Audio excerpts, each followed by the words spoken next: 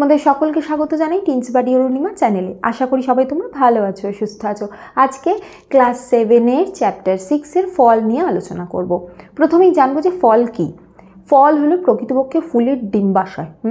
ফুলের ক্ষেত্রে যখন আমি আগের পর্বটায় পড়িয়েছি সেই জায়গাটায় কিন্তু ফুল অংশটা যেখানে পড়িয়েছি সেই জায়গাটায় পুরোটা ক্লিয়ার করে দিয়েছি ফুলের যে স্ট্রাকচারটা। ওই জিনিসটা যদি না বুঝে থাকো এইটা কিন্তু বুঝতে একটু অসুবিধা হবে, সেই কারণে আমি রেকমেন্ড করবো ওই ভিডিওটা গিয়ে দেখে নিও, তারপর এটা দেখলে বেশি বুঝতে পারবে, মানে বুঝতে সুবিধা হবে।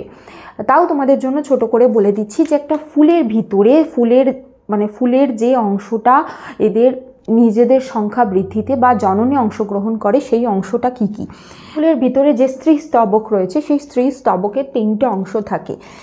একদম ওপর দিকে এইরকম অংশ থাকে যেটাকে বলে গর্ভমুণ্ড, তারপর এই জায়গা থেকে এরকম একটা সরু নলের মতো অংশ বেরিয়ে যায় যেটাকে বলে গর্ভদণ্ড, আর নিচে এরকম একটা থলির মতো অংশ আছে যেটাকে বলে হলো ডিম্বাশয়। তাহলে গর্ভমুণ্ড, গর্ভদণ্ড, ডিম্বাশয়। এই যে ফুলের ডিম্বাশয় এই অংশটাই পরে ফলে পরিণত হয়ে যায়, এই অংশটা সেইটাকেই বলছে হলো ফল। তাহলে ফল কাকে বলে সেই জিনিসটা যদি সংজ্ঞা আসে কি বলবো, পরিণত, পরিপক্ক ও নিষিক্ত ডিম্বাশয়কে ফল বলে। যখন এই ফুলের এই গর্ভমুণ্ডের ওপর এসে পরাগ পড়ে এবং সেই পরাগটা ক্রমশ নিচের দিকে চলে যায়, গিয়ে এইখানে গিয়ে নিষেক ঘটে এবং সেই জিনিসটাকে যে নিষেক হওয়ার পরে পরিণত হচ্ছে, পরিপক্ক হচ্ছে এবং নিষিক্ত যে ডিম্বাশয় সেইটাকে বলছে ফল। এইটাই হলো ফলের সংজ্ঞা। কি বললাম তাহলে, যে ফুলের যে ডিম্বাশয় সেইটাই ফলে পরিণত হচ্ছে। যে ক্ষেত্রে ফুলের ডিম্বাশয়টা ফলে পরিণত হয় তাকে বলছে হলো প্রকৃত ফল। যেমন ধরো আম, মটর, এদের ক্ষেত্রে। আর কিছু ব্যতিক্রম আছে যে ক্ষেত্রে ফুলের ডিম্বাশয়টা ফলে পরিণত হয় না, অন্যান্য কোনো অংশ ফলে পরিণত হয়। যেমন ধরো চালতার ক্ষেত্রে, তোমরা যারা ধরো চালতা খেয়েছো বা বাড়িতে কাউকে কাটতে দেখেছো, কাটলে দেখবে যে চালতার যখন কাটা হয় তখন বুঝতে পারবে ওটা অনেকটা বৃতির মতো দেখতে। জবা ফুলের যে বৃতি যেরকম হয় ওরকম পাতলা নয়, কিন্তু ওর গঠনটা, ভিতরের গঠনটা অনেকটা ওই জাতীয়। সেই জন্যে সেক্ষেত্রে চালতাটা তাহলে কি, যে ফুলের যে বৃতি সেইটা ফলে পরিণত হয়ে গেছে।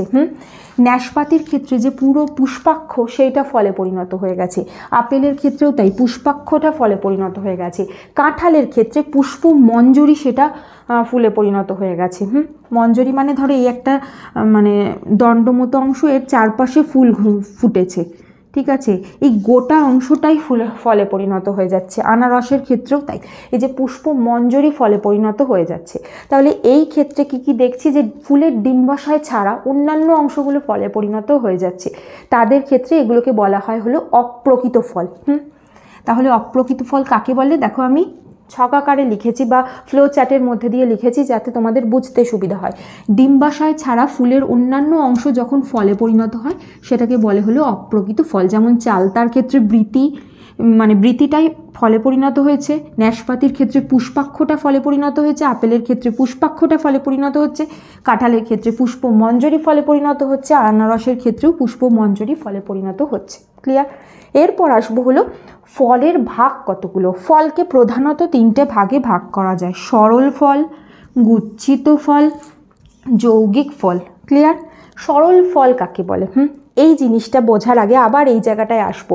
এই যে ফুলের ক্ষেত্রে এটা কি ছিল, গর্ভমুণ্ড, এইটা কি ছিল, গর্ভদণ্ড, এটা কি ছিল, গর্ভাশয়, এই অংশটা। ফুলের ক্ষেত্রে যখন ধরো একটাই এই যে স্ত্রী স্তবক বা গর্ভপত্র, এই গোটা জিনিসটাকে কি বলে, গর্ভপত্র, ঠিক আছে। এবার এইরকম একটা বা একের বেশি গর্ভপত্র, যে গর্ভপত্রগুলো একে অন্যের সাথে যুক্ত আছে সেই জন্য এটাকে বলছে হলো যুক্ত গর্ভপত্র। এখানে ধরো একটা গর্ভমুণ্ড রয়েছে, এরকমভাবে এসছে। এবার এই যে যুক্ত গর্ভপত্র মানে কি, ধরো এরকম একটা গর্ভমুণ্ড, গর্ভদণ্ড আর গর্ভাশয় রয়েছে। এবার ধরো এইখানে একাধিক গর্ভদণ্ড রয়েছে, গর্ভমুণ্ডও একাধিক, কিন্তু ডিম্বাশয় একটা, এইটাকে বলছে হলো যুক্ত গর্ভপত্র, ঠিক আছে। তার মানে গর্ভপত্রটা আংশিকভাবে বা সম্পূর্ণভাবে যুক্ত। এই জিনিসটা আকন্দ ফুলের ক্ষেত্রে দেখা যায়। তার মানে এদের ক্ষেত্রে গর্ভপত্র যেটা সেটা যুক্ত থাকে।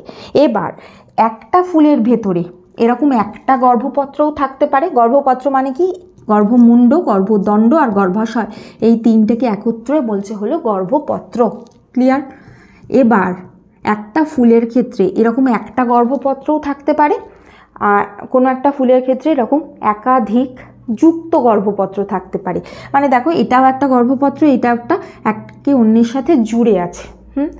সেই সমস্ত ফুলের ক্ষেত্রে যে এক বা একাধিক যুক্ত গর্ভপত্র ডিম্বাশয়টা যখন ফলে পরিণত হচ্ছে, মানে এই যে ডিম্বাশয় এইটা যখন ফলে পরিণত হচ্ছে, এই যে ডিম্বাশয় এটা যখন ফলে পরিণত হচ্ছে, তখন সেটাকে বলছে হলো সরল ফল। যেমন ধরো আম, যেমন ধরো মটর, এদের ক্ষেত্রে। ক্লিয়ার? সরল ফল কাকে বলে? একটা ফুলের ক্ষেত্রে একটা গর্ভপত্র বা একাধিক যুক্ত গর্ভপত্র জুড়ে আছে, কোনো একটা অংশতে জুড়ে আছে, সেটা ফলে পরিণত হচ্ছে, তখন সেটাকে সরল ফল বলছে। যেমন ধরো আম। গুচ্ছিত ফল কাকে বলে? এবার দ্বিতীয় যে প্রকার সেটা হলো গুচ্ছিত ফল। কাকে বলছে? একটা ফুলের একাধিক যখন মুক্ত গর্ভপত্র থাকে। মুক্ত গর্ভপত্র মানে কি? ধরো এইটা একটা গর্ভমুণ্ড, গর্ভদণ্ড, গর্ভাশয়। আবার ধরো একইভাবে পাশে আর একটা রয়েছে, গর্ভমুণ্ড, গর্ভদণ্ড, গর্ভাশয়। ক্লিয়ার? দেখো এটার সাথে এটা তাহলে কি কোনোভাবে জুড়ে নেই, এক্ষেত্রে এগুলোকে কি বলছে? মুক্ত গর্ভপত্র। এরকম যখন একাধিক মুক্ত গর্ভপত্র রয়েছে এবং সেগুলো যখন ফলে পরিণত হচ্ছে, তখন সেটাকে বলছে হলো গুচ্ছিত ফল। যেমন আতার ক্ষেত্রে, আতার ক্ষেত্রে আতা যখন ভাঙছো দেখবে প্রত্যেকটা কোয়া কোয়া যে অংশগুলো বেরোচ্ছে ওগুলো এক একটা ফুলের ডিম্বাশয়। মানে একটা কোয়া যেটা বার হলো সেইটা ধরো একটা ফুলের ডিম্বাশয়, অন্য একটা কোয়া হলো অন্য ফুলের ডিম্বাশয়, এইরকম। ক্লিয়ার? তাহলে গুচ্ছিত ফলের উদাহরণ হলো আতা। নোনা যারা খেয়েছো, নোনাও তাই গুচ্ছিত ফলের মধ্যেই পড়ে। এরপর আসি হলো যৌগিক ফল। যৌগিক ফলের ক্ষেত্রে কি হচ্ছে? সমগ্র পুষ্পমঞ্জরি, যেটা পুষ্পমঞ্জরি সেটাই ফলে পরিণত হয়ে যাচ্ছে। পুষ্পমঞ্জরি মানে এটা ধরো ফুল যেটাতে ফুটেছে, দণ্ডটা, এপাশে একটা ফুল, এপাশে একটা ফুল, এরকম গোটা মঞ্জরিটাই যখন ফলে পরিণত হয়ে যাচ্ছে, তখন সেটাকে বলছে হলো যৌগিক ফল। যেমন ধরো আনারসের ক্ষেত্রে, আনারসের ক্ষেত্রে ভেতরে আনারস যখন তোমরা মাঝখান থেকে চিরবে তখন দেখবে যে মাঝ বরাবর একটা এরকম স্টেম অংশ থাকে, সেইটা হলো আসলে পুষ্পমঞ্জরি। আর প্রত্যেকটা যে চোখের মতো অংশ রয়েছে সেই অংশগুলো এক একটা ফুলের থেকে যে ফল হয়েছে সেইটাই সেটার প্রমাণ দেয়। ক্লিয়ার? তাহলে আনারস, কাঁঠাল এগুলোর ক্ষেত্রে যৌগিক ফলের উদাহরণ। এগুলো হলো যৌগিক ফলের উদাহরণ। তাহলে ফল কয় প্রকার এটাও কিন্তু খুব ভালো করে পড়ে রাখবে।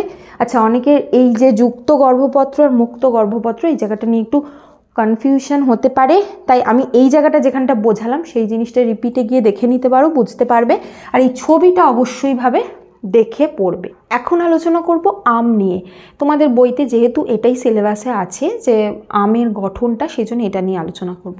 আম হলো একটা প্রকৃত সরস সরল ফল। ঠিক আছে? প্রকৃত ফল কেন?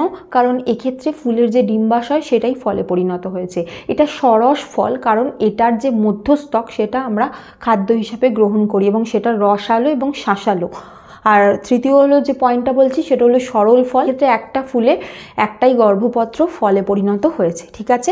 তাহলে এটা আম হলো, আমের ক্ষেত্রে এই বৈশিষ্ট্য তিনটে বলতে হবে, সরস, সরল আর প্রকৃত ফল। আমের ক্ষেত্রে যদি দেখি দুটো প্রধান ভাগ আছে, একটা হলো ফলোত্বক আর একটা হলো বীজ। ফলোত্বক মানে কি? ফলোত্বক হলো ফলের মানে বীজের ওপরে অংশ, যেটা খোসা সেটা কিন্তু নয়, সেই অংশটা পরে বলছি।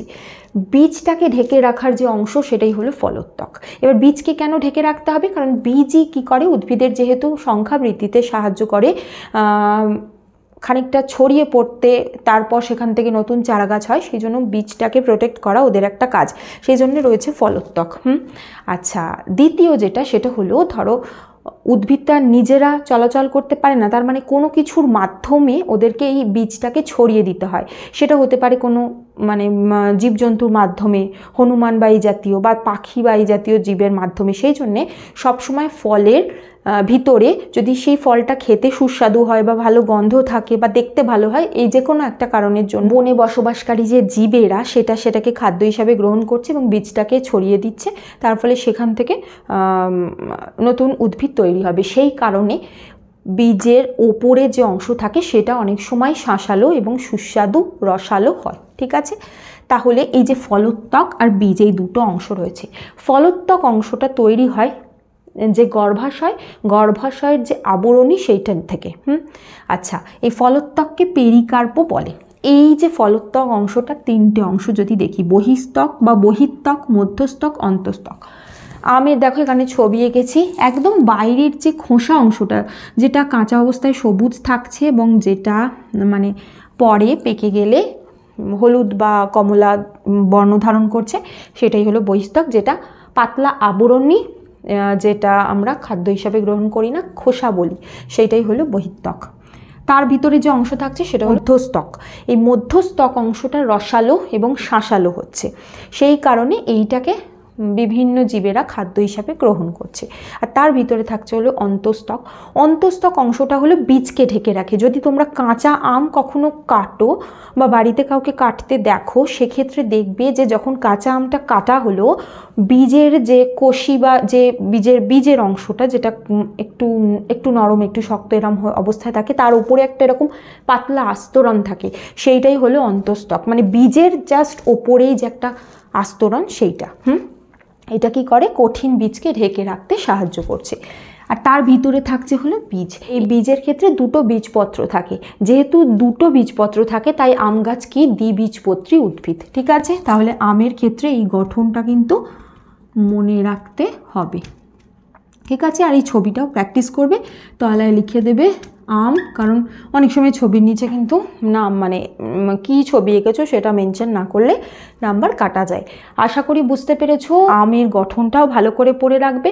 আচ্ছা, তোমাদের বইতে অনেক ছোট ছোট সামনের দিকে মানে এই ফলের শুরুতে এবং শেষের দিকে অনেক প্রশ্ন আছে, যেগুলো নিয়ে আমি আগের বছর সম্পূর্ণভাবে আলোচনা করেছি এবং বইতে যেভাবে আছে সেইভাবেই পড়ানো হয়েছে। তোমাদের যদি সেই প্রশ্নগুলোর প্রয়োজন হয়, তোমরা আগের বছরের এপিসোডটা গিয়ে দেখতে পারো বা কমেন্ট করতে পারো, বা তোমরা ক্লাস 7-এর লাইফ সায়েন্সের প্লেলিস্টেও দেখতে পারো, পেয়ে যাবে। বাড়ি একই প্যাটার্নে না পড়িয়ে একটু ডিফারেন্ট ওয়েতে পড়ানোর জন্য এবারে এইভাবে মানে পুরো জিনিসটা এক্সপ্লেন করে পড়ালাম। তার সাথে যে প্রশ্নগুলো আছে সেগুলো তো তোমরা আগের বছরের পর্ব থেকে পেয়েই যাবে। আশা করি বুঝতে পেরেছো। আজ এই পর্যন্তই। কোনো প্রশ্ন থাকলে জিজ্ঞাসা করতে পারো। তোমরা এই ভিডিওটাকে লাইক করো, শেয়ার করতে একদম ভুলো না, আর অবশ্যই সাবস্ক্রাইব করো এবং বেল বাটনটাও ক্লিক করে দিও। Thank you.